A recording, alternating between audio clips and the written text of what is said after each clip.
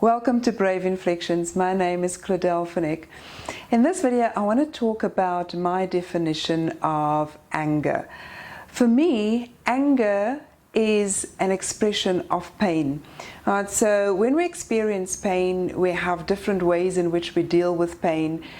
Some people will cry a lot, some people would become angry and not realize that the origins or the root cause of the anger is actually the pain that they've experienced. So I want you to look at it from two dimensions. So the one would be being reflective and looking inward, and the other would be, the other dimension is when you're looking at other people within the context of anger. So when I talk about anger being an expression of pain, so let me give you this analogies. If you would imagine pain being a live wire, and if you put a button on that live wire, if you haven't dealt with the pain, that live wire remains alive, even though it may be covered by this button, and you're not really necessarily very conscious of it. But every time somebody presses the button, it affects the live wire, and then there is a reaction. So if you haven't dealt with pain, one of the ways that the pain may manifest is in your expression of pain. So when we look at the dimension of self and you're reflecting on yourself, it is often very good that when you are angry, and especially when you're being honest with yourself and you realize that you've actually created a storm in a teacup within your own life, that you are overreacting to the situation, a good question to ask yourself is, what is this anger expressing? What pain is this anger expressing? And when you really think deeply about it, you may very well find the pain, and it then gives you an opportunity to deal with it and understand that until you have dealt with it, it will manifest itself. And when one is angry, you end up hurting not just yourself, but often we hurt people around us. We say things in that expression of anger that may very well hurt other people's feelings or may affect people's self-esteem. We may not see the ripple effect of our words, but more often than not, when we express the anger, when we say things in anger, we may very well affect other people, and especially when you're in a leadership position. When you're in a leadership position, you have a lot more power over people, and hurting people may go even deeper because it is coming from you.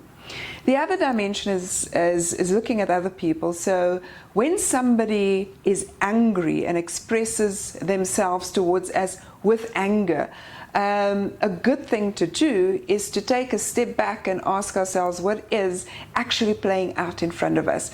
All right, so you have a choice. You can either look at the person and see that there is a live wire that you've pressed the button on that live wire, and have a bit of empathy and understand where that comes from, right? So you may not understand what the pain is, but if you understand that anger is an expression of pain, you can then have more empathy with the person and then not respond in anger. Because when you respond in anger, of course, and that normally be that anger, that reaction and anger from yourself may very well be because you're now feeling pain because of the way the person has spoken to you.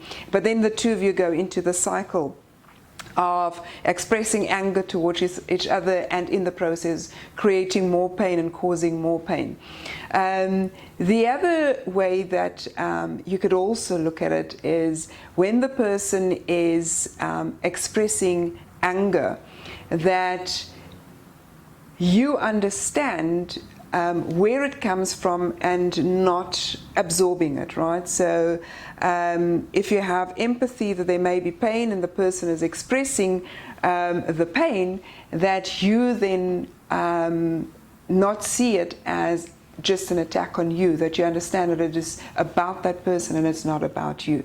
Makes it a lot easier to deal with it.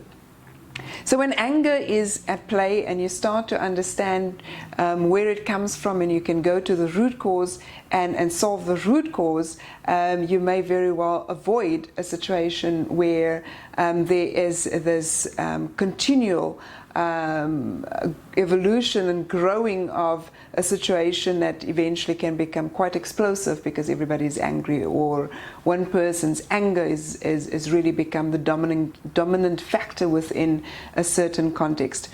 So it does take honesty with self, you know, to when you're reflecting on your reaction to a situation, when it is you being angry, and being honest enough with yourself to understand that it really is something that have caused you pain, and you need to deal with the pain so that the anger can resolve itself. Or that when you're dealing with somebody else, to be able to step back and say, look, I am dealing with somebody who is in pain, and perhaps I can help this person, but if I can't help the person, understand that the pain is what I'm seeing directed at me is only pain, and I don't absorb it. So a little bit of food for thought to think about. It really helps tremendously when you're able to control yourself, your anger from that perspective, but also helping yourself to not be negatively affected by other people's anger. But it takes practice, and it takes a fair amount of skill to, in the moment of emotion, to not allow the emotion to overpower you and become bigger than you in the situation. So I hope you've enjoyed that, and that it gives you something to think about. I address different topics on the website. If there's anything that you would like me to talk about, to address, please submit your potential topics on via the website. If anything, any of your suggestion resonates with me, and I can speak to it, because of course I can't speak to everything, but if it falls within my domain of expertise, I'll certainly address it. Thank you very much for listening.